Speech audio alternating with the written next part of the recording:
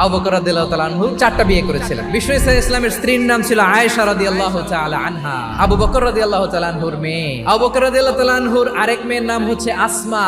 দুজনই আবু বকর রাদিয়াল্লাহু তাআলা আনহুর মেয়ে, এক মায়ের না, বাবা এক মা দুইজন। আয়েশা রাদিয়াল্লাহু তাআলা আনহার মায়ের নাম উম্মে রুমান, আর আসমা রাদিয়াল্লাহু তাআলা আনহার মায়ের নাম কুতাইলা বিনতে আব্দুল উজ্জা।